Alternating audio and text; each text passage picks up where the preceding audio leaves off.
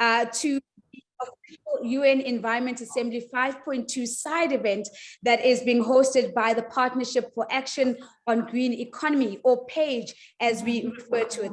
My name is Nozipho Shabalala, and it is an absolute privilege for me to serve you as your moderator today. Now, the theme that we're focusing on today is really from recovery to transformation, greening economies for people and planet.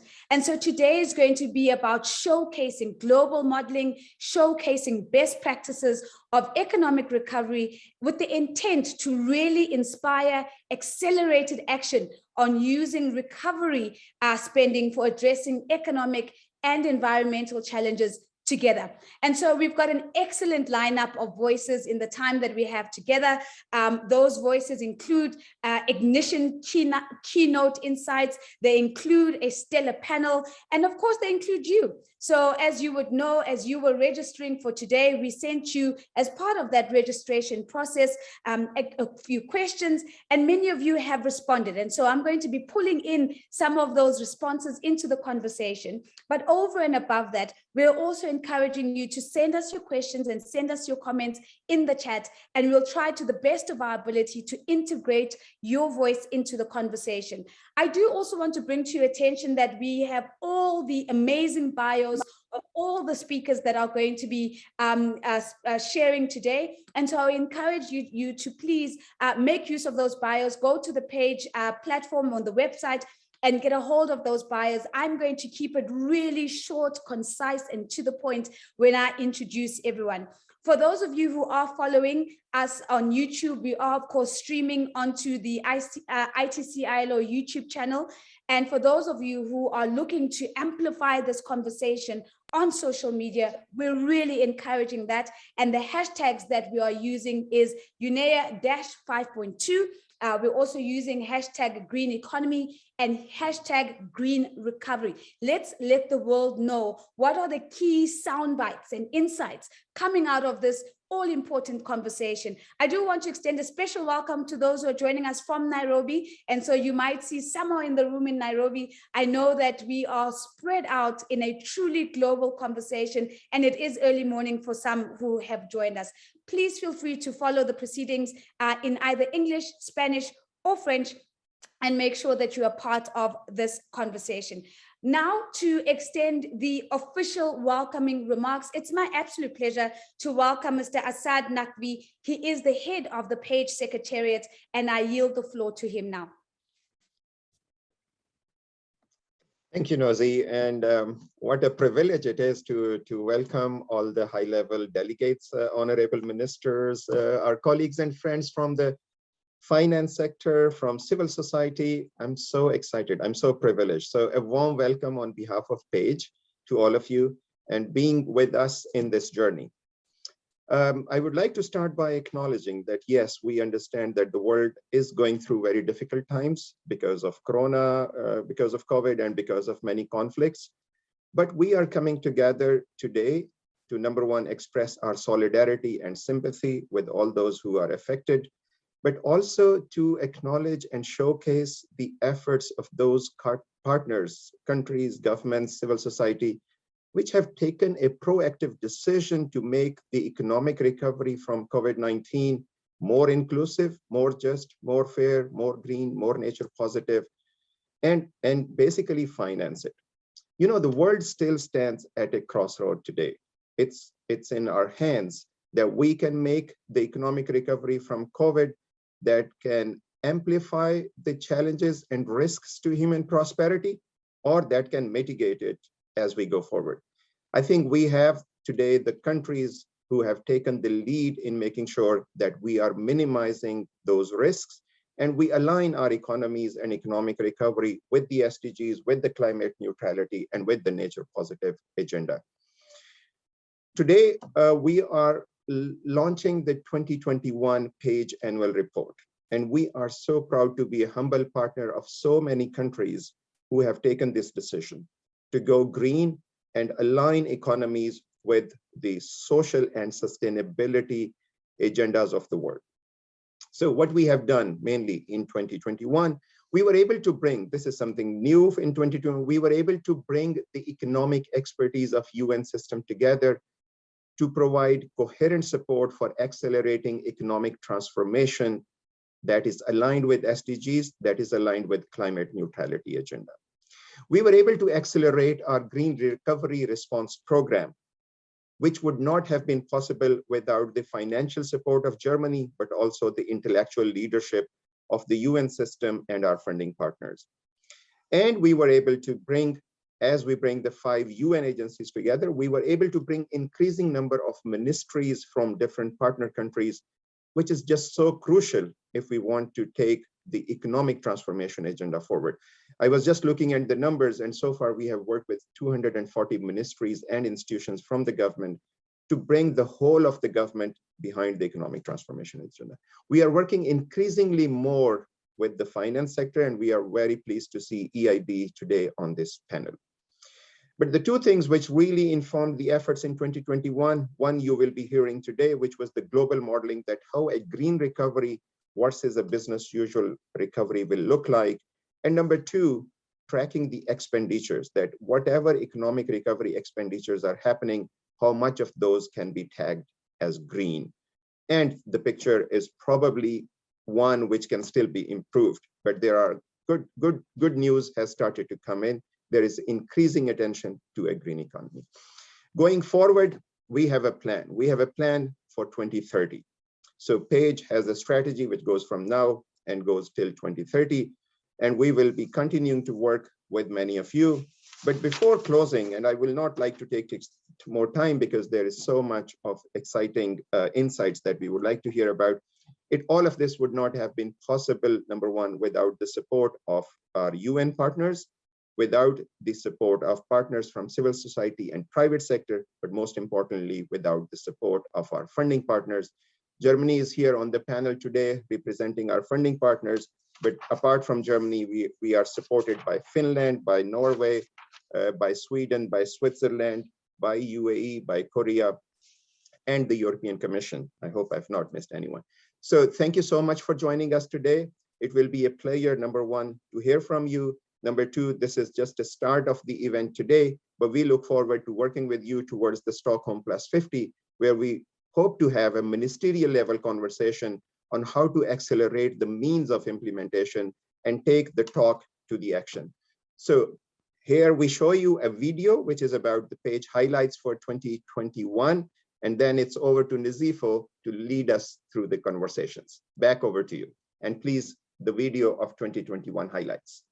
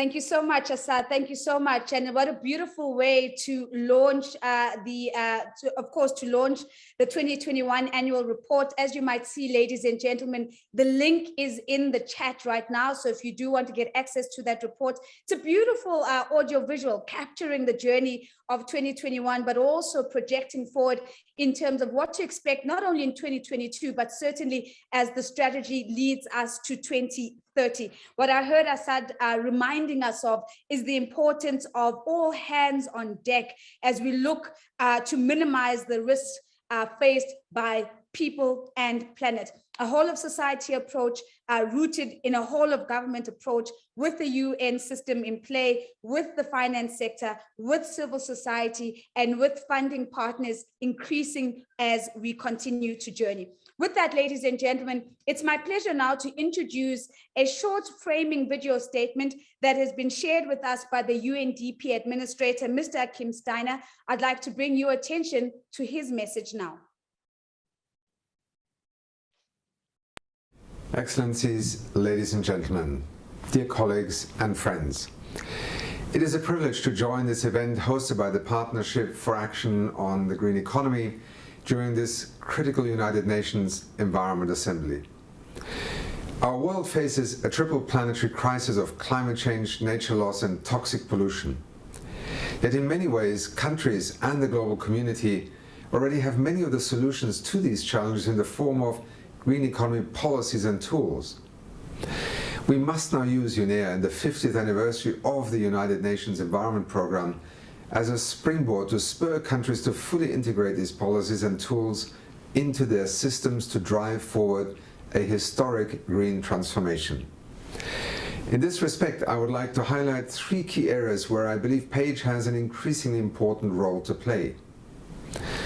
Policy and planning and investments. First, on policy, there is a growing collective will to build forward better towards an inclusive global green economy with inspiring policies and action on the ground. However, there is a pressing need for PAGE and others to assist governments realize a more profound shift in policy thinking and culture. In particular, the pulse of the socioeconomic recovery must beat in tandem with our natural world. To this end, all countries, and especially key entities like ministries of finance, must also reassess what economic progress actually means. They must take an integrated approach that takes the protection of species and ecosystems, climate action, low pollution measures, as well as wider green economy principles fully into account. This will help countries to recognize the true value of nature, which holds many of the answers we need to address the climate crisis and indeed to achieve the global goals. Second, on planning, we need to strengthen incentives that catalyze a nature-positive future for people and planet. This includes preparing for a clean and just energy transition that will bring power to hospitals, schools, and businesses while preventing the dangerous heating of our planet. PAGE and its partners have a vital role to play in helping countries to plan this accelerated energy transition, including in regions like Sub-Saharan Africa, which is home to 75% of the world's population without access to electricity. Indeed, with this know-how and strategic investment, Africa has the potential to leapfrog towards clean energy sources and systems. At the same time, countries need support to lay out bold ambitions in other key areas. That includes setting the conditions for the sustainable food systems of the future, for instance. Indeed, in both the energy and agriculture sectors, countries need evidence-based advice on how to reform and repurpose farming and fossil fuel subsidies in a progressive, socially just, and economically fair manner. Third, on investments. Many developing countries are facing acute difficulty when it comes to accessing the finance needed to power a green recovery or transition, while others are also facing debt distress right now. Remarkably, 82 developing countries are currently classified as fiscally vulnerable in this year where we are still struggling with the fallout of the pandemic. If you add the growing challenges, rising energy and food prices, higher interest rates, and supply chain issues, we are in some ways facing a perfect storm that is pushing even more people into poverty. We must face up to the threat of global divergence in the economic recovery between developing and developed countries, which threatens the promises of the 2030 Agenda.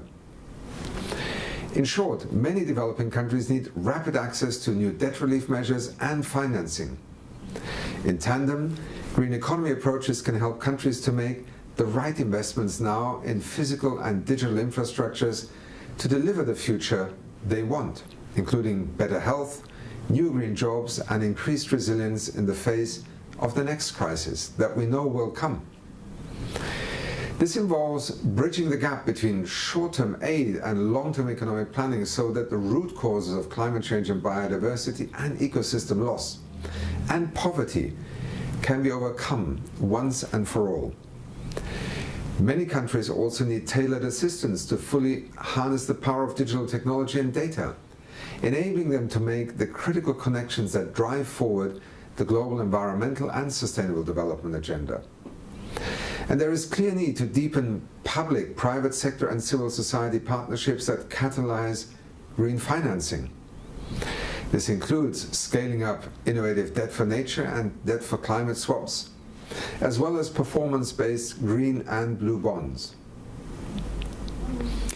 Excellencies, ladies and gentlemen, dear colleagues and friends, at this pivotal moment for people and planet, countries and communities are looking to define or redefine a new development pathway in the wake of this devastating pandemic. The success and speed of change depends on the choices that countries make today. PAGE and similar green economy initiatives are serving a critical function, providing countries with evidence-based policy options and pinpointing best practice. We do not always have to reinvent the wheel.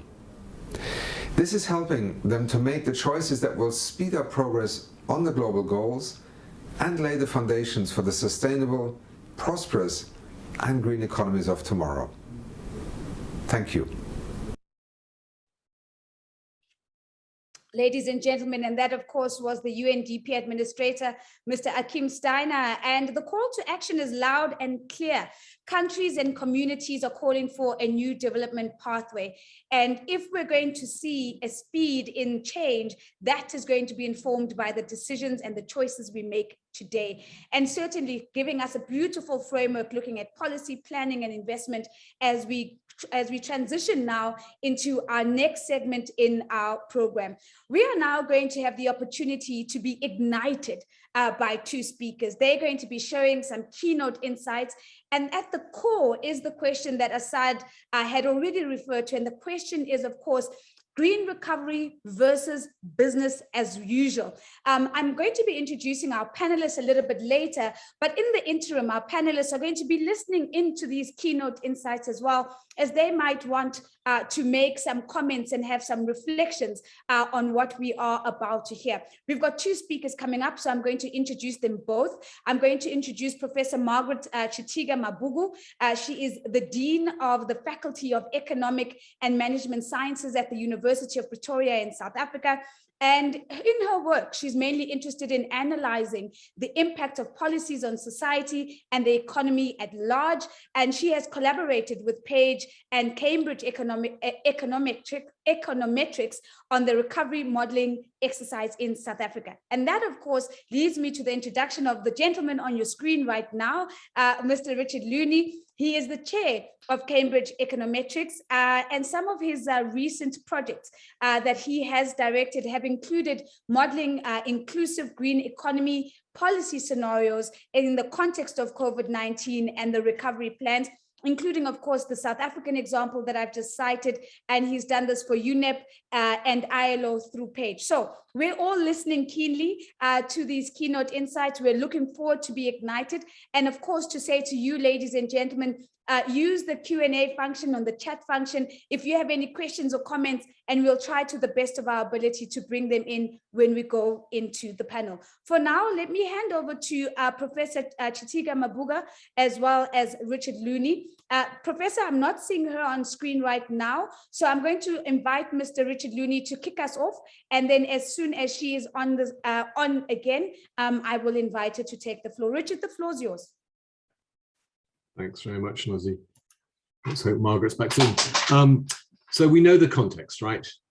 We know environmental degradation proceeding apace, a whole host of indicators, especially global warming. We had the warning, the update yesterday from the IPCC about the impact of that. We know also that the commitments made and the actions carried out so far by governments are just not ambitious enough. Seems that we collectively as society, we respond with urgency when there's a crisis today, but we don't do so well with dealing with the steady, gradual deterioration with an impact that will be felt mostly by generations not yet born. We're not so good at that. Because we had a major economic crisis driven by the pandemic, and governments and central banks were suddenly forced to adopt fiscal and monetary policies previously thought crazy, printing money, running deficits on a scale not normally seen in peacetime. It became mainstream to think, well, if you're going to make these massive interventions to support the economy, why not use them to make the kind of investments we need to accelerate the transition to a green economy and build back better or build forward better? But even before the crisis in Ukraine erupted, from where I sit, it seemed that that priority was already starting to slip. The global economy was seeing some recovery from the GDP falls seen during the last 2 years. Macroeconomic policy turning back to conventional concerns about inflation and public debt. Build back better seemed to be losing its resonance, and opponents were raising fears that green economy measures will raise prices further by pushing up the cost of energy. And I have to say, in my view at least, many economists haven't helped, because they've assumed, not proved, they've assumed that a green economy must be less efficient and more costly than the brown economy we're stuck in. So the story has been, okay, maybe we do need to curb greenhouse gas emissions and take other measures to mitigate the impact on the environment, but that's going to hurt economic growth. It's going to hurt jobs and living standards. And well, if that's the advice you're getting, it takes a brave government to make this its priority. But what we find in our economic modeling is that in all but the most fossil fuel dependent countries, investing in the green economy offers multiple benefits: a net gain in GDP and jobs, a stimulus to innovation that will reduce costs and drive long-term growth, and mitigation of environmental degradation that of course threatens long-term prosperity, and improved energy security that helps insulate economies against the spikes in global fossil fuel prices of the kind we're seeing right now. Well, if that's true, what are the obstacles? Clearly, financing is a major issue. We need to be making major investments in physical capital like renewable power, electricity grid infrastructure, battery storage, energy efficient buildings. As Margaret's going to say, in South Africa's economic reconstruction and recovery plan, there's a heavy reliance on leveraging private investment. The state can't do it all. It needs to foster the conditions that will make investment opportunities attractive to the private sector. So that's one obstacle, finance. But here's another. Even though we've seen great progress in cutting the costs of the key technologies, there are some technical challenges that still look difficult. Decarbonizing air travel, managing peaks in energy demand, capturing carbon emissions. But I think the biggest obstacle is not the financing one or the technical one, but social and political, because it's not much comfort to know that the transition will create more jobs than are lost if yours is one of the jobs that's going to be lost. And that would offer fertile ground for populist politics. So it's not just about environmental policy. It's not just about macroeconomics. We've got to have policies to support workers and communities to adapt to and benefit from the new opportunities, both for the sake of natural justice and to build political support for the transition. We won't succeed in building a green economy if it isn't an inclusive green economy. Well, I'm an economic modeler, so here are two key messages from our modeling. First, a green economy offers some real win-win-win opportunities for growth jobs, energy, and the environment. Second, we need to act now to help people adapt to the shift out of the fossil fuel age, or else our societies will face still greater inequality and polarization, and the transition would probably be derailed. Thanks very much. Thank you very much, Richard Looney, and those key messages coming through so strongly. It's a win, win, win, win if we take the pathway of the green economy, and also the urgency to act now. Those obstacles that you're highlighting for us, and a reminder that financing is an obstacle, and we'll hear that. But more importantly, how do we build social and political support? Because that's how you drive change, and that's how you shift entire societies. Thank you very much for that. So Professor Margaret, I see you are back with us. Let me give you the floor, Madam, as we listen into your keynote ignition, green recovery versus business as usual. What do you have to share with us? Thank you very much, Nozi. Thank you for this opportunity to share the work that we have done under the leadership of Richard Looney, together working with researchers from Cambridge Econometrics, with myself as well from the University of Pretoria, as well as in partnership and collaboration with UNEP, UNEP, ILO, and of course, PAGE. I have some slides which I assume will be shared. Apologies for the glitch that had happened on my side. So next slide, please. The idea with this kind of modeling was really to use a quantitative modeling framework that informs policy in terms of what really happens to our economy as we recover from COVID-19, particularly comparing and understanding the impact of non-green policies, so in brackets, let's call them brown policies versus green policies, and then just tracking indicators on the economy, GDP, on social, that is employment, unemployment, and therefore, and also on the environment. This was an energy economy environment model that belongs to Cambridge Econometrics. Next slide, please. In South Africa, we were of course very privileged that we had very specific policies that had been announced by the president in 2020, actually October 2020, the Economic Reconstruction and Recovery Plan to understand and to give impetus to the economy to recover after COVID. There were many different strategies and policies there.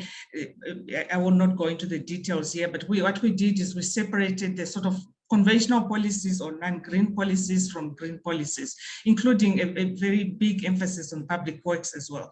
Just notice that the budgets are different for the different impetus. A is conventional policies where we look at infrastructure, localization, and so on, and funding there, relying very much on the assumption that most of the funding would come from private sectors. It's 835 billion, and then public works, which is a short-term strategy for 5 years, amounting to 68 billion. Then green elements, particularly focusing on the energy sector, trying to understand if we were to subsidize renewables, if we were to invest in grid and so on, to the tune of in the neighborhood of 190 billion over 10 years, what would happen. But then we also had a green push. This is outside of the recovery plan, asking what if the government were to be even more ambitious and add another 300 billion into this funding. The results that we got are extremely important. Again, remember that I said we were comparing, just to see, next slide, please, GDP impact, that is economic impact, social impact, that is employment, unemployment, and then of course the environment, looking particularly CO2 emissions. So if I start in the top corner there, left corner, just for orientation, that dotted line on top on the zero is just business as usual, so that we can compare the results. The black dotted line is simply what would happen with COVID without recovery. So conventional policies clearly lift us to a position that's better than without any policies. That's the blue line, the A. If you add it to that public works, again, we see an even better recovery in terms of GDP. If you add green elements, we are moving more and more towards that zero line, the line that we would have been at if we had not had COVID, the business as usual. But if you pushed further, that now that's including what's not in the policy, that a forest green line, you see that we reach a business as usual much faster. So green policies not only are also contributing to growth. In terms of employment, unemployment, we see a mirror of actually what happens with GDP. These policies lead to an increase in net jobs. And what's very important is that green policies also make a huge contribution to net jobs. Okay, that's very important. In between these two, at the bottom now, employment and unemployment, you see that we also show what's happening in the sectors. And it's clear that extractive sectors would suffer because, of course, this is where the coal and other things are happening. So it's important to have that conversation that was mentioned several times, the just transition. You mustn't leave anyone behind. If I go up to the top left-hand corner there, just to see what's happening to CO2 emissions, you can see that if we did not have green elements in our growth, we quickly go back to emissions that are in line with what would have happened with before COVID. That is not good. We increase environmental degradation. But green policies, and particularly the green push, pushes us very close to the commitments that South Africa has made in terms of its emissions. So just three big messages that are coming out of this work. Number one, the next slide, please. Using conventional policies, yes, allows us to grow our economies, allows us to improve in terms of reducing unemployment, but they quickly lead us to environmental degradation. Number two, there is a big opportunity for South Africa to really be very bold and go green. And we know that this means that we not only increase GDP, not only reduce unemployment, but we contribute towards reduction in environmental degradation. And number three, that conversation about a just transition is absolutely critical to this kind of a green strategy, green policy. Thank you very much, Nozi. My finger's not as fast there. Thank you very much, Prof. Margaret. And of course, I'm looking at the people on the screen as you're presenting. My eyes are on Minister Creasy, who we know is in Nairobi. I see a lot of nodding as you're speaking. I'm looking at the other faces as well. So there seems to be quite an energy around the work that's been done in terms of the modeling that really speaks to the business case to say it cannot be business as usual. So we're really hearing that urgency coming through. But to the point that I think, Richard, you were making earlier on, the opportunity for these data-driven advice. In fact, I think it was Mr. Akim Steiner speaking about data-driven policy guidance. And this is really what we're hearing coming through from this modeling exercise in South Africa. So thank you for sharing that. And I do not doubt that our panelists will have an opportunity or might want to make a comment or reflect on some of what we've heard from yourself, Richard, and yourself, Margaret. Thank you very much for that. Now, unfortunately, the time is so tight that we don't have an opportunity to pause and engage in a conversation. But, you know, if there is a question that comes from the audience, please pop it into the chat. And if I still have Margaret or Richard, I will try and put that question to them. Now, ladies and gentlemen, we did say that we wanted to hear your voice in this conversation. So we asked you, as part of our registration process, you, our global audience, to share your perspective on the following question. We said, how could your country emerge greener, more sustainable, and more inclusive from the pandemic? What you're going to see on your screen now is a quick snapshot of just some of the responses that we got from around the world. And I just want to bring these into the virtual room from us. Bim Adikari in Canada says, we need to increase financing for renewable energy in the global south. Alejandra Lopez from Guatemala saying, we need to focus on forming strategic alliances between the private sector and communities in order to link local production to solid markets. In Nigeria, Ifeanyi Onyere was saying in response, by committing more resources to renewable energy, by powering primary health centers to improve healthcare in rural communities. And so bringing it right back into the Nigerian context. Up in Switzerland, Chris Hopkins was saying to us, what we need to be focusing on is deeper green conditionality in recovery funds. And so we really also beginning to see that investment nuance coming through. Reza Oktaniato in Indonesia says, green policy in economic resilience brings the real sustainability recovery from COVID-19 crisis. And I think that's really well put in the context of the conversation.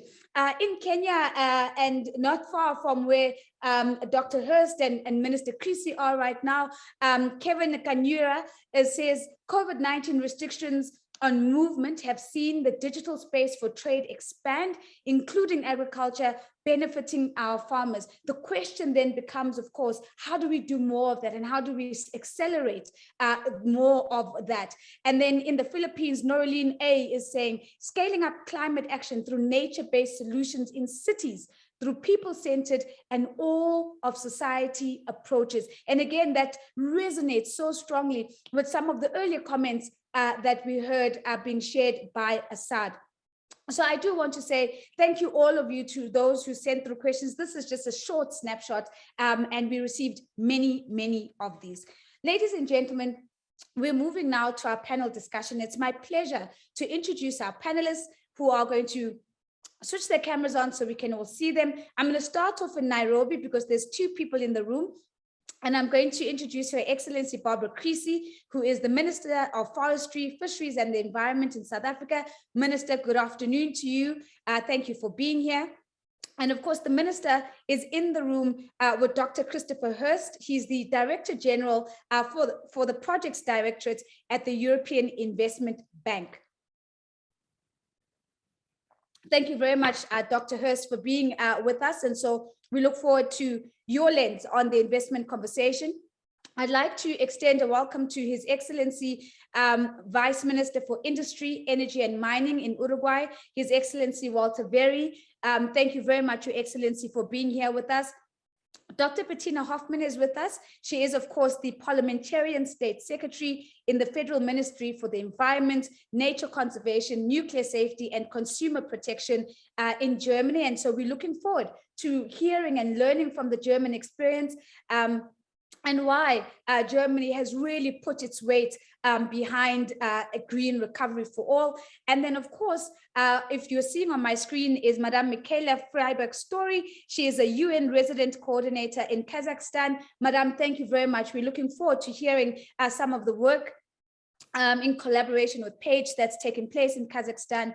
And also is Madame Christine Umutoni. She is the UN resident coordinator in Mauritius. Thank you for being with us. And it was beautiful to see both Kazakhstan and Mauritius in that video that Assad introduced to us. And so we're keen to hear from the both of you.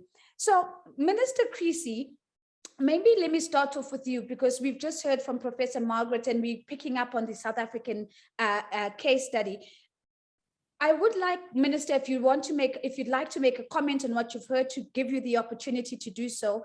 But perhaps to maybe start off with this question: which policy areas in South Africa is South Africa focusing on specifically to link green recovery to long-term economic transformation, especially in line with and supportive of the Sustainable Development Goals? To you, Minister.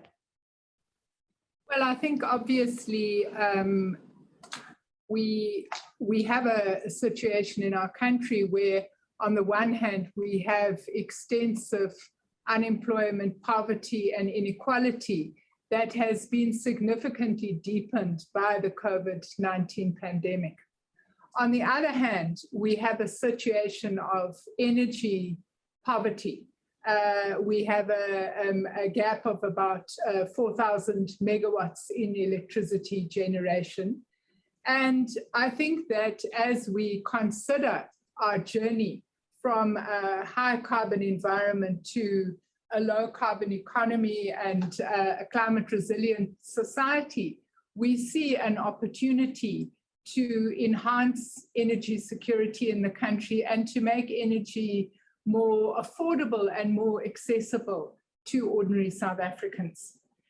Of course, what this does is it poses us the significant issue that was raised by Richard in his input about climate justice. We have 88,000 high quality jobs in the coal value chain in our country. We have a situation where 88% of our electricity is currently generated by coal-fired power stations. Now, in a situation of high poverty, high inequality, high unemployment, there has to be a very careful and a very conscious way in which you are going to make the necessary transitions to a lower carbon economy. We are very clear as the South African government that workers and communities in the coal value chain and in the coal producing regions of Mpumalanga cannot carry the burden of the transition to a low carbon economy. And we've spoken a lot about the financial needs for investment in new technology. In my view, that will happen automatically. What we have to concern ourselves about is where will the financing come from to ensure that workers in the current coal value chain are reskilled and upskilled, and how will we ensure that we begin a very conscious process of developing new upstream and downstream industries in those communities where Eskom, our energy generator, is planning to repurpose coal-fired power stations either with renewables and gas. We've done some research in 4 of the communities that where coal-fired power stations are scheduled for decommissioning over the next few years. And what we found is that with reskilling and repurposing, we can avoid direct job losses. If we want to ensure that there are no indirect job losses, but more importantly, if we want to ensure that there are new jobs, then we have to look at the conscious reformulation of new industries in those areas. And I think that is really the fundamental challenge that we face as a developing country.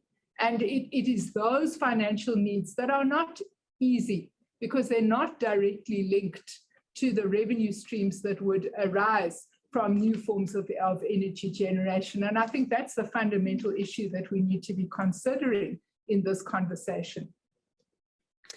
Minister Creasy, thank you very much for a very comprehensive response, but one that invites us into the complexity of really accelerating a green recovery on the ground, and you giving us the lens and the nuance of a developing country, and speaking about the complexity of having the triple challenge of poverty, inequality, and unemployment, yet at the same time alive to the need to transition towards a green economy, to look at more secure, more affordable, and more accessible energy sources, and to do that with the communities and the workers in mind who at this moment are still dependent on some of those coal-fired, those coal sources in the form of Eskom employment, and Eskom, of course, in the community. Thank you for that, because I think it brings nuance into the conversation.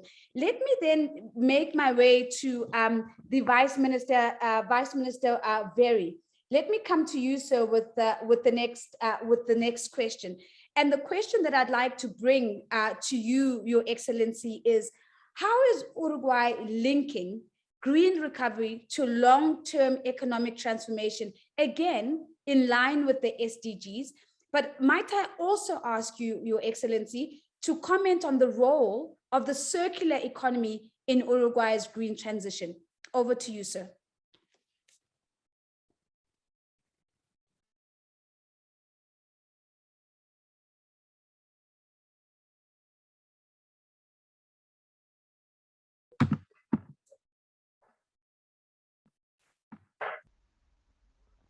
Okay, now, good morning. Participating in this important event on behalf of the Uruguayan government is a pleasure. So, I'll try to answer your question.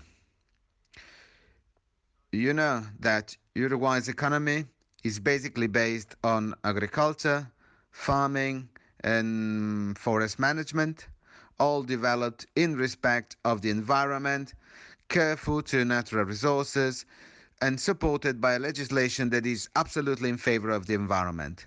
Uruguay contributes to green recovery, as you asked me, with an economic development that is in line with the 2030 agenda and the sustainable development goals that we as a country have committed to work for. With a medium and long-term perspective, considering the fact that we have to meet the urgent needs that are brought about by the pandemic crisis, as other speakers already said. In terms of long-term perspective, as our first and major goal, we aim to eliminate fossil fuels as an energy source, especially in the transport sector and possibly in the industrial one, thus guiding what we call the second energy revolution, moving towards electrical vehicles for urban transportation and focusing on the development of another energy source, green hydrogen. Uruguay is very well positioned for what regards green hydrogen, and we are working in a pilot project that will be operating soon in our country. Our goal: to transform the energy matrix into renewable sources. Our first energy revolution was a success, to the extent that now 97%, basically the whole amount of our national energy supply, comes from renewable, conventional and unconventional sources. Socially speaking, the country stands out in the Human Development Index ranking, since it is one of the best positioned in Latin America and the Caribbean. We can proudly say that all the population can access information and communication technologies and the internet. On the short run, our challenge is to improve the condition for small and medium-sized companies, especially in those sectors that were more affected by the pandemic, mainly through incentives, providing technology, or by designing innovative solutions. Another scheduled challenge is the digitalization process, especially establishing the 4.0 industry and the creation of a technological center focused on circular economy to promote research, development, and innovation. Our climate strategy in the long run was designed and implemented last year.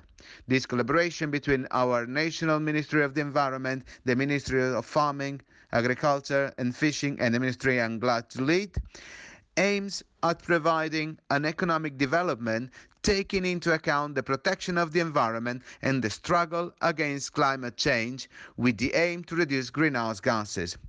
We joined the Circular Economy Coalition for Latin America and the Caribbean, and we hope this will give opportunities to exchange goods and collaborate with other countries. The transition towards circular economy is a challenge that the country undertook, and 4 years ago we had the first Circular Economy Forum of Latin America. The PAGE project of the United Nations is strengthening this commitment, boosting the green economy model. In order to conclude, briefly, the Ministry of Industry that I'm leading will enforce a project selected by the UN SDG Joint Fund aimed at boosting the second energy revolution in the country. As you can see, there are many challenges ahead of us. Very much, Vice Minister, for a very comprehensive response again. Speaking, of course, to some of the immediate responses to the COVID-19 pandemic, but also spending quite some time sharing with us some of the long-term responses, including a long-term climate strategy. You've spoken about the energy transition, and of course, the place of the circular economy as an enabler of that strategy. Thank you very much. And I would imagine there might be quite a number of questions in relation to that. I'm coming to Dr. Bettina Hoffman next with the question, but before I do, I just want to acknowledge the comment from Raul Lopez, where Raul was saying to us in the chat, it's very important to ensure that we don't displace employees. How do we do that? And if we were listening in to Minister Creasy talking about paying attention to both the direct and the indirect job losses, paying attention to the opportunity for the creation of new jobs through new industries and unlocking opportunities upstream and downstream. So I certainly think that a lot of that has begun to come through in the conversation. But Raul, thank you very much for your question that had come through in the chat. Dr. Hoffmann, what is the experience of Germany with the green recovery? If you could comment on that, but I'm also keen to hear your voice on what do you think of the findings of the modeling exercise, especially as it relates to your own domestic and international efforts. Dr. Hoffmann. Excellencies, colleagues and friends, I am delighted to be with you here today, and I thank Page for organizing this side event. Germany is convinced that economic recovery from COVID-19 crisis must pave the way to a more sustainable future. The findings of the study presented here today underline the potential of green recovery for building resilient economies. I firmly believe that the result of this work can provide inspiration worldwide. My ministry has been supporting Page since 2013. It was particularly impressive to see how quickly and effectively Page reacted to the new challenges of the pandemic. Germany pleased to support these Page activities with additional funding from the German COVID economic recovery package.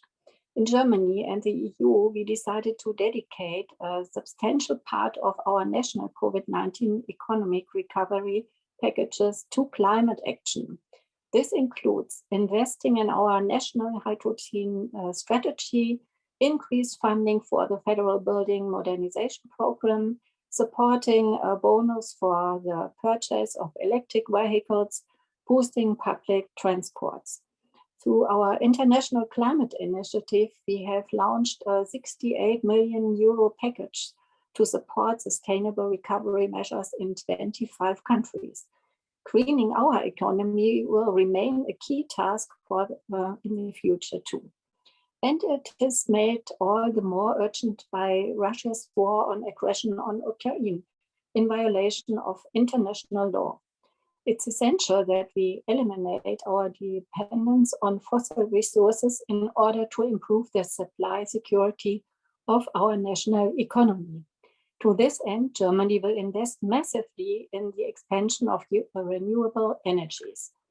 During the G7 presidency, Germany will drive the green transition forward. We have made strong alliances for a sustainable planet and setting the course of the economic stability and transformation, the first two major goals of our G7 presidency.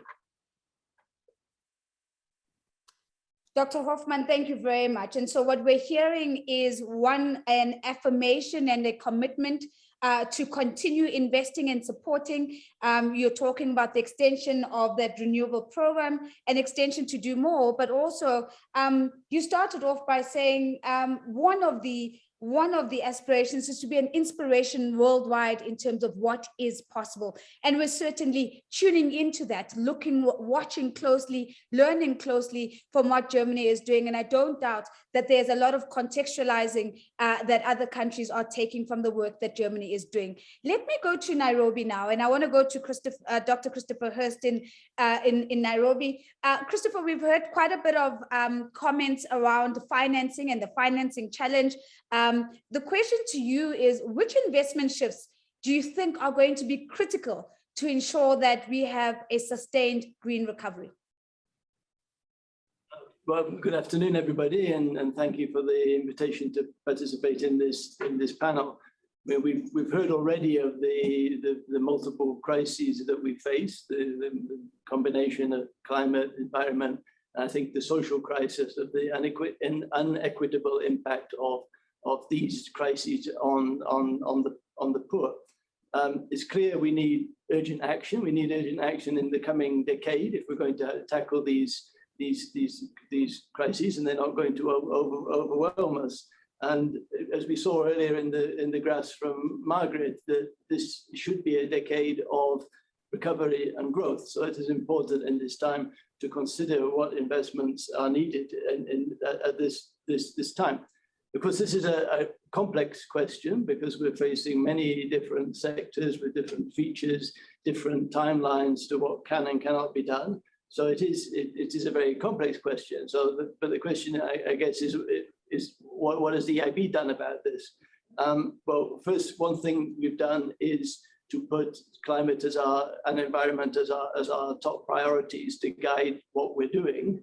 And we've also asked the question for all of the projects that we fund, are they Paris aligned or not? And that means, are they consistent with the target of reaching net zero emissions by 2050 or not? And we've come up with a set of technical criteria that allow us to judge these different investments, which includes, for our part, no funding of fossil fuels from now on. We've also defined what is green, which is important to mobilize finance for those projects. So you need a set of criteria so that you're not can be accused of greenwashing in this process. But what is also important is to ask, what is the people who are borrowing from you, who are a bank lending money, doing? And do they have an overall strategy which is consistent? So, I mean, to put a simple example, putting a windmill on top of a coal mine is not a sustainable project. So the question is what are the borrowers doing? And so we're asking borrowers to consider these questions and to have strategies. And we're very much aligned with the disclosure objectives of the European Union, where we put transparency on the social, the ESG policies and procedures of our borrowers, and these should be shared with the public. For biodiversity, we've shifted from having an objective which was one of no net loss to no loss, which is an important change. So I think what you have to do is build up sets of criteria for each different sector, each different project level, about what is acceptable or not, and to also see what's. Ladies and gentlemen, I think we've just momentarily lost Nairobi there, but I do believe that they're going to be up in a second. So I'm going to pick up with them in a moment, but just to recap some of the comments from Dr. Hurst, which I think were really, really important. The emphasis on being clear about the funding criteria and the extent to which that funding criteria is in line with the aspirations for a healthy planet and a healthy people as well, the extent to which it's in line with green economy recovery. And so when we get him back, perhaps we can pick up on some of those comments.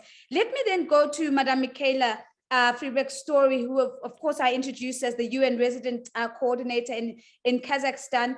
And Michaela, the question I really want to bring to you is, in your experience with PAGE, how does PAGE, as a partnership of 5 agencies, support a coordinated UN approach to the green recovery and economic transformation efforts that are underway in Kazakhstan? Well, thank you very much for that, Nosy. So let me just start then. Ladies and gentlemen, it's a true honor to be here, Excellencies. I am very glad to see so many participating in this seminar, and not least partners and colleagues. So allow me just to say that we are 27 UN agencies working in Kazakhstan, and the vast majority of us have a mandate related to the issues that links to greening the recovery of the pandemic. So PAGE really has a central role in bringing many of us together. I also think it's important to underline that Kazakhstan's economic growth is historically very based on its extractive industries. We see that Kazakhstan is one of the biggest emitters of CO2 in the world in terms of emission per capita. It's also flood prone, exposed to extreme temperatures, and impacted by glaciers melting as well as droughts. So we are really seeing a lot of complexities around the green dimensions that we focus so much on jointly. For us, it's important to remember that Kazakhstan joined PAGE in 2018. And since then, we have jointly worked on integrating a low carbon development into Kazakhstan's strategic vision on green economy and the country's green economy concept. This has also allowed us to focus a lot more on the sub-national level through introducing green financing mechanisms that goes beyond the nationwide structures as well. Some of the key deliverables that I have seen from Page over this past 2 years, where a lot of the output has come after the scoping study and the initial year, has been support to the low carbon development in Kazakhstan, that strategy. It's assistance to updating the national green economy concept, support to Kazakhstan's new environmental code, the Green Kazakhstan National Project, and using fiscal instruments to support green SMEs and employment. But I would really like to also underline some of the issues that relate specifically to the pandemic, because when the pandemic hit, for Kazakhstan, not only was it this very urgent and unprecedented healthcare threat, but it was also the fact that we saw a dramatic fall in the price of oil. It went down to something like 30 to 40. I think that we had a low point in April 2020. And that is the key source for the internal revenue. So that it became sort of a very hard economic hit towards the country as well. That really led to a downturn an economic downturn in the country and a decline in the real income of the people. So I think it is absolutely essential to look at how we also used Page when we responded, not only to the pandemic as it related to the healthcare, but also from a social economic dimension. So we had a social economic response group as part of the overall UN response led by UNDP. So hats off to colleagues in UNDP. And in there, the ideas and work from Page was a clear asset that was also integrated. Page focused on informing the government's economic recovery plan and working with key line ministries in the Green Economic Council.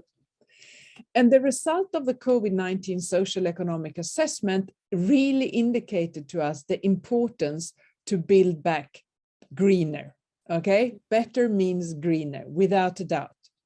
And here, let me say that is also clear for the government that this is where we're heading. And I really want to underline that. Having said that, what we also see is that the commitments made are also linked to politics. And I know that we are a little bit short of time, but let me just say a few words, because many of you will possibly also have followed what has happened in Kazakhstan at the beginning of the year with some pretty strong unrest around the country.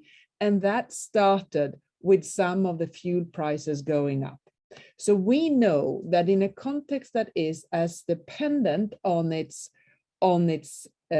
extractive industries, on fuel that are currently not renewable, we see how closely linked this is to the social cohesion and the stability of the country. And we must recognize those political challenges that go beyond what we immediately think of when we think of greening the economy. So I want to actually pick up on what Her Excellency the Minister said earlier about reskill and upskill when we look at how we're going to transform. Because in Kazakhstan, we're looking at something like potentially only 25,000 workers in the coal sector. But when you look at all the supply chain for the overall extractive industries, we are looking at several 100,000. And that's where we really need to make sure that Page thinks and supports us as the UN country team to also work on what we call being the just transition, to make sure that we leave no one behind as we move forward on this. And I have to say that I really feel that one of the key advantages with Page is this grouping, this joint program of the UN agencies that come together at the onset. Now, in the UN reform, we have this mechanism to do it from the RC perspective as well, but Page allows us to learn globally and immediately. Thank you very much. Thank you very much, Michaela. And I think so important that you're lifting the point around being conscious and tuning into those political challenges. Again, it is one of the key things that we heard from Richard to say the financing is a challenge, but it's the political and social buy-in that potentially we need to be really tuning into. And of course, lots of alignment, what we heard from Minister Creasy. Christopher, we lost you for a few seconds towards the end of your response. And so before I come to Madame Umutoni, I just want to make sure that we've got the end of your contribution. You were sharing with us how part of the work is about asking even the borrowers, what are they doing with the funds that they are accessing, and being very clear about the funding criteria as a way of really contributing to green economic recovery. Is there anything else that I've missed that you had wanted to say as a conclusion to your response? No, I think that was the main point. I'm not sure where it dropped off, but the main point, I think, is to take this view not only of for each individual investment, is it part of the solution or part of the problem, but then also for each individual economic agent with which we're dealing, are they part of the solution or part of the problem? And clearly we should be doing projects that are part of the solution with people who are also part of the solution. So I think that's the main message, that this really requires a detailed analysis of each individual investment and each individual economic agent, company, bank, whomever. And we very much believe in disclosure and transparency by the partners we have, that they should be disclosing what their ESG standards are, what their ESG procedures are, and how they implement them. And that disclosure is a tremendous force for people also to move in the same direction, because everybody can see exactly what it is that they're doing. Yeah, that point on transparency and alignment and visibility that allows for that momentum, Christopher, is certainly what I'm hearing. So allow me then to go to Madame Christine Umutoni in the UN resident coordinator in Mauritius. Madame, a very similar question to what I had put to Madame Michaela. Again, focusing on PAGE, and in particular, how PAGE is supporting a coordinated UN approach to the green recovery and transformation efforts that are underway in Mauritius. What insights might you be able to share with us there? Madam, you're muted, so we're not, can you kindly please unmute yourself? Thank you. Sorry, muted. Thank you very much for the opportunity to speak on this panel, this high-level panel. Very rich conversations that we are getting here. I think I should be in Nairobi, but for some reason I was not able to get access. It's a huge meeting, but I think I should be sitting on that table where the ministers are. But good that we are able to connect this way quickly. I know we don't have much time. And what I should say, I agree with my colleague, the RC in Kazakhstan, that to understand the importance of PAGE, it's important to look at the context in which we are operating, so you see the value. So if I take Mauritius and Seychelles, small islands, high income, graduated in high income. From the onset, and we had PAGE before even COVID, the fact that PAGE was able to bring together all these agencies and, so to say, the ministries, and earlier on helped to do a Marshall Plan against poverty, knowing that, looking ahead and saying that being upper middle income, high income doesn't mean you've dealt away with poverty. Actually, sometimes it's depending on GDP, but it's not about human development. So PAGE was able to do a whole Marshall Plan against poverty and create what we call the social registry. I'll come back to that because when COVID hit, it is this social registry that helped us to identify who needs what. So, but also PAGE has helped on many things, including green financing, because there was a whole lot of research on now we have started implementing the green bonds and the blue bonds thanks to this kind of research that was done already. Also, the very many assessments, you know, even modeling jobs. For example, you know, many other crises have been hitting Mauritius, for example, during the Wakasho oil spill, where the fishermen lost all their jobs. But quickly, the ministry in charge of agriculture, from the experience from Page, was able to look into turning these people into agriculture, you know, looking completely the other way and allowing, so to say, to not deplete the fish, the little fish that had been hit by the oil spill, but go into the other side of agriculture, changing their skills. So what I should say in a nutshell is that Page has brought a culture of inclusive green devolution, I should say, even before we had COVID, so that when COVID came, what Page has done is to change the thinking. It was like a catalyst. And these are not very lot of resources, but there are those resources that are used catalytically to drive thinking and changing and thinking green. So now when COVID came, already and even helping us in the UN reform, because again, for Mauritius and Seychelles, high income agencies, some of them closed office because there's no resources coming, difficult to coordinate because then everybody was, but through the experience with Page, where you do something 5-6 agencies together and do analysis together, it has helped the government, because now we have, for example, steering committee that brings the different ministries together to think together. And in that case, for example, the recent resources that we got from Germany, we focused on what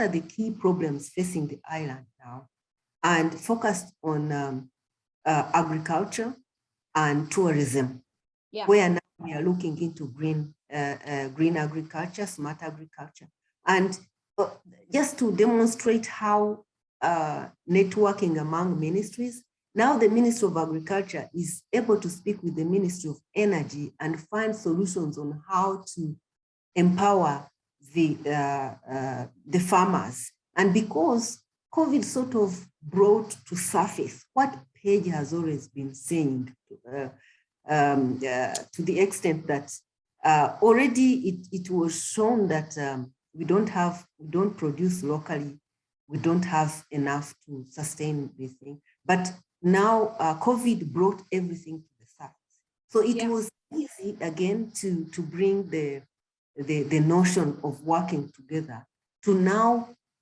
look, the focus is now on how to produce locally.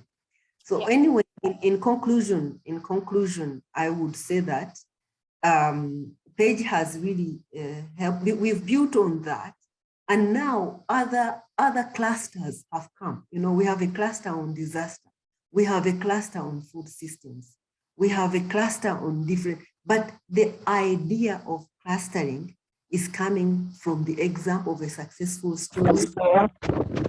And lastly, now it is propelled us into a whole dynamic of systems thinking. And now we are going to start long-term planning beyond recovery to now through we could say we copying pasting from Page, through a systems thinking to provide solution, but that interrelated and interlinked. I think I could stop there. There's quite a lot I could say on Page. We really are privileged to have been a Page country. Madam Umutoni, I think it's an excellent contribution, and again bringing in that nuance between not making the mistake of thinking high income equals low poverty, and the impact of the Marshall Plan. But more interestingly, you speak about a culture of inclusion that has been ushered in through this coordinated approach, lifting the thinking to a systems thinking level, and that really being the catalyst that moves us from recovery to transformation. We're running out of time, but what I do want to do is I just want to ask a few questions and with some short, sharp responses. And I want to maybe go to His Excellency Vice Minister very first. Your Excellency, in just a minute, how is the collaboration with Page supporting the government's green economy and sustainability objectives? Just a comment on the relationship with Page, please.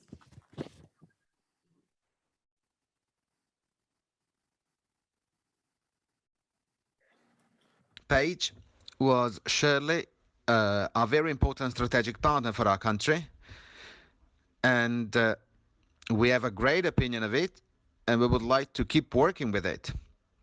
For many years, precisely since 2017, Page has contributed to design national green economy policies, including the National Circular Economy Plan and the Waste Management Plan that we are preparing. Thanks to Page, we managed to have national and subnational statistics regarding green and inclusive economy and green employment in the country, and provided opportunities so that value chains could take circularity of products and material into account by providing a better use of them and stimulating and strengthening the production and design approach, promoting innovation and research to finally collaborate with the business sector. Page also developed a skill generation plan prioritizing work within four public scopes. Well, four public scopes: subnational governments, civil society, the public sector, and the private one. In these four scopes, training courses were created to strengthen skills regarding sustainable development, circular economy, and other areas. It is important to highlight that, since it is good to know how our country works, that Page Uruguay prioritized joint and articulated efforts among the 5 UN agencies and the 5 ministries that are implementing the strategy in the country.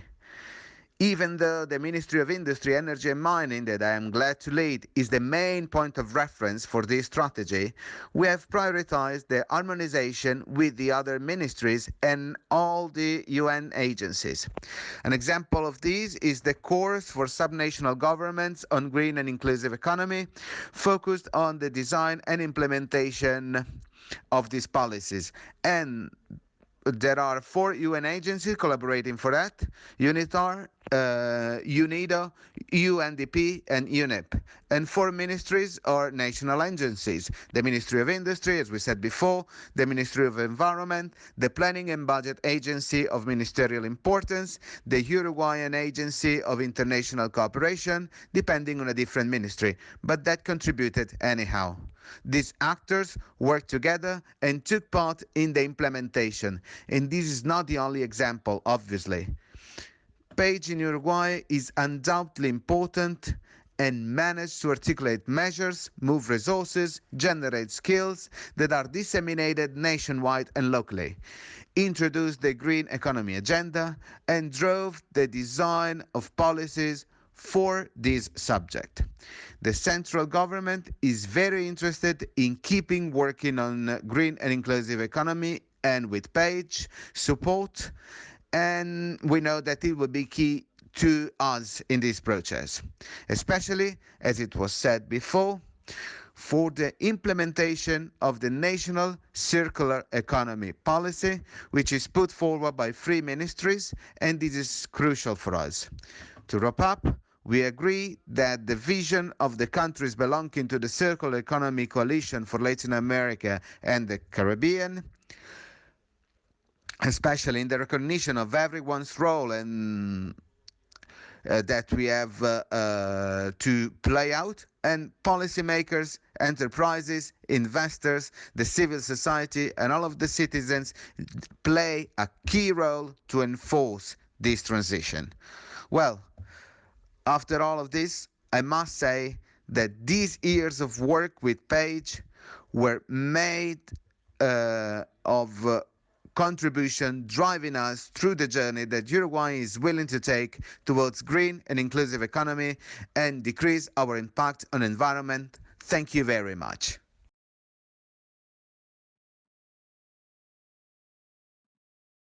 Minister, thank you very much. And so we are hearing, in fact, something that Madame Mutoni spoke about. She spoke about copy and paste, but what I'm hearing is a blueprint for action, a blueprint to accelerate action, a harmonization of resources on the back of that. I do want just to acknowledge that the Executive Director for UNEP, Madame Inga Anderson, has joined us. She is going to be closing us off and sharing her remarks.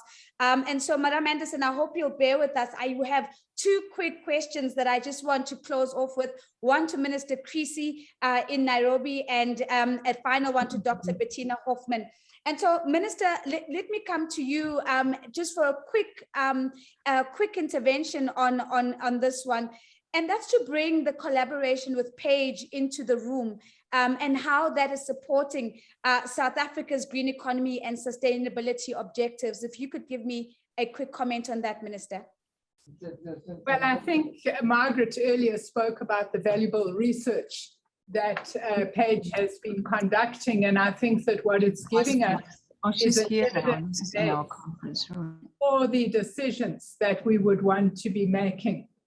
But let me leave you with a thought for future direction of the work that Paige is doing. We've spoken a lot today about the just transition for vulnerable workers and communities. And I think that some of your contributors have started to raise the issue of how in practice we include those vulnerable workers and those vulnerable communities. In my view, if our transition is genuinely to be just, those workers and communities need to be involved in the design of the transition. They need to be involved in the implementation of the transition, and they need to benefit from the transition. I think it would be great if Paige could turn their attention to documenting what good practice for a just transition would look like for those who need to benefit most and who need to participate in it. Thank you very much. Minister Creasy, thank you very much. Intentional direction towards vulnerable workers and communities, some best practice about what that looks like on the ground. Dr. Hoffman, let me wrap up the conversation by inviting you just to maybe a quick comment on how Paige is supporting Germany's development cooperation objectives, please, Madam. Thank you for your question. Let me say, at times of global crisis, the benefits of partnerships and alliances are even more marked.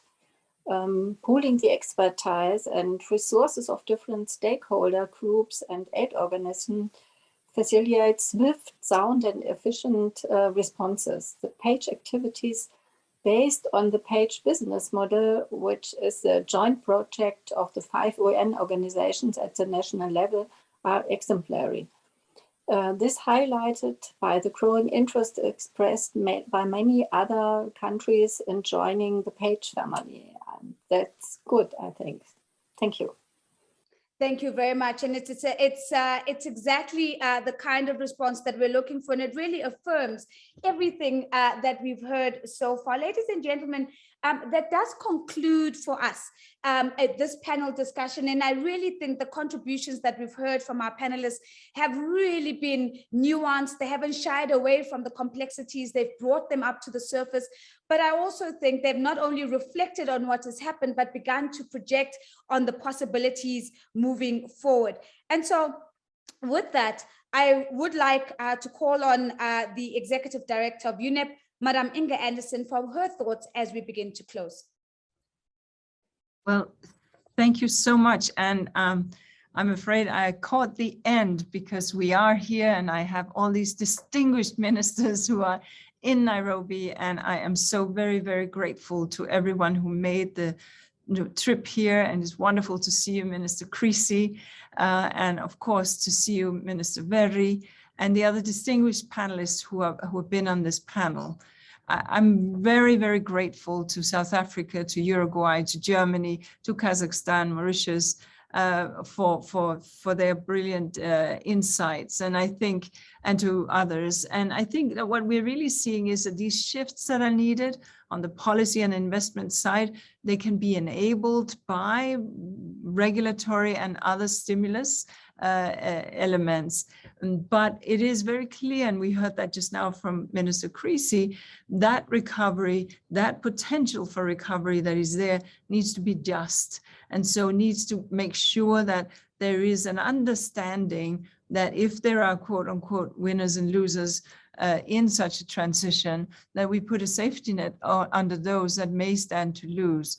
That does not necessarily mean that we don't make the shifts, but it does mean that we have to take them advisedly and with good analysis and understanding and hearing all voices in the process, because we must tackle that triple planetary crisis, the climate, the nature loss crisis, and the pollution and waste crisis. We are seeing an increasing green share of the recovery spending, but it's going way too slow. And the recovery spending has been very inequitable in that some of the wealthier countries have spent domestically, but other developing countries did not necessarily have the resources available to pump into the economy. Although I sit here in Kenya and I am very impressed by what many of the countries on this continent, in fact, did, including our host country. So I would say that's one point. The second point is that the financing, as we finance this transition for the SDGs, we really have an opportunity to realign and be very conscious and do good understanding of and good studies to understand how can we maximize job creation, how can we ensure that these jobs are decent. On Sunday, I went to Dandora dump site. This is in the context of plastic.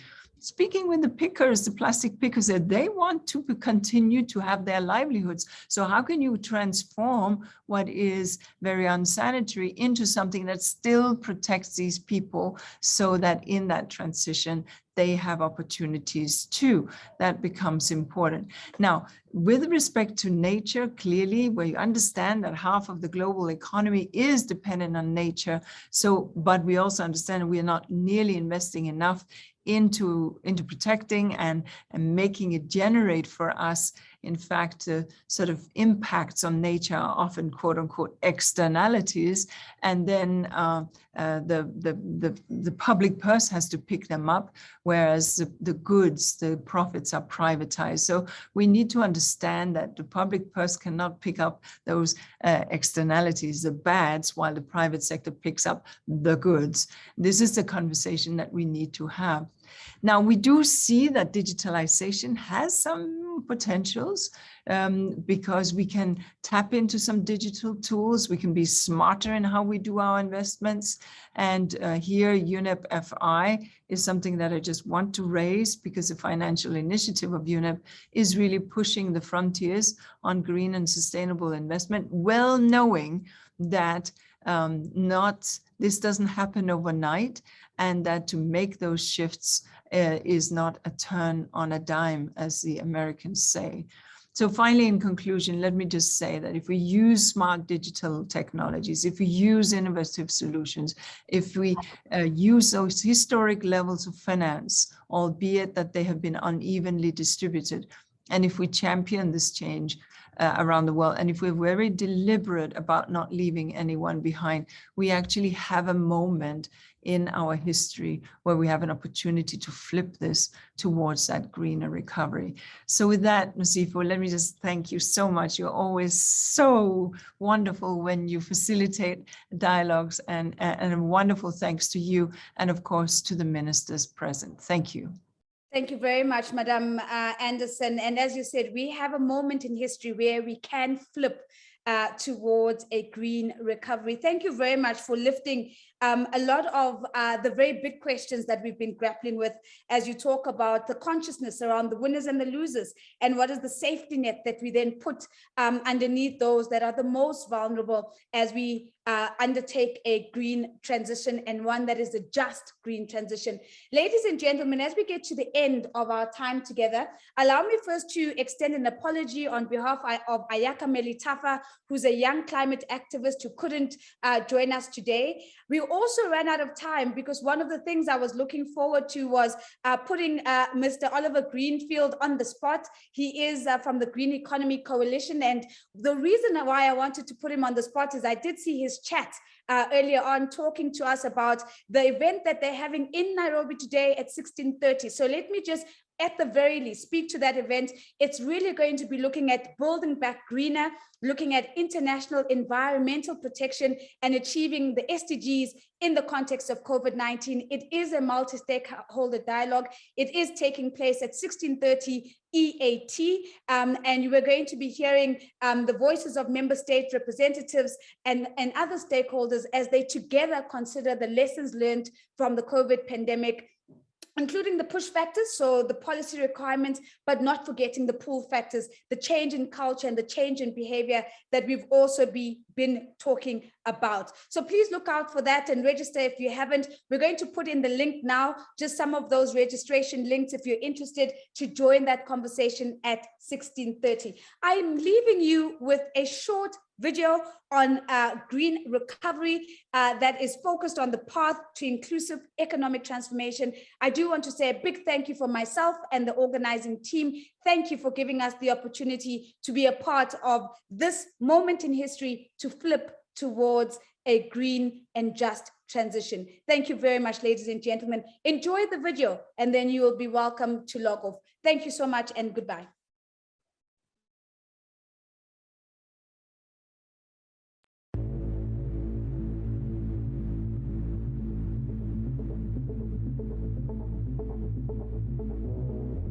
A global pandemic that brought our lives to a halt, growing inequality that leaves many without basic necessities, and climate change that threatens the longevity of our planet. But where there is a will for change, there is opportunity. It is time to flick the green switch. We have a chance not simply to reset the world economy, but to transform it. COVID recovery and our planet's repair must be the two sides of the same coin. The benefits of a green recovery are beginning to be modeled by countries around the world, but we're still falling short on investment in sustainable change. Investing in jobs and carbon-neutral economies as part of recovery today will create resilience and equality tomorrow, continuing our pursuit of the Sustainable Development Goals. PAGE, the United Nations Partnership for Action on Green Economy, is positioned to help. Since 2012, PAGE has provided the expertise needed to build more sustainable and inclusive economies. As countries around the world have begun planning their COVID-19 recoveries, PAGE has leveraged the UN system and funding from the German government to align recovery with the SDGs. That is where I see the real value of PAGE. Because PAGE, for quite some time now, 7 years they've said, has been gathering experiences from different countries in different contexts, at different scales, at different levels of development, to develop a sense of what works, how it can be done, concrete policy suggestions based on deep and thoroughly prepared country-specific analysis to foster and promote and enable a green recovery.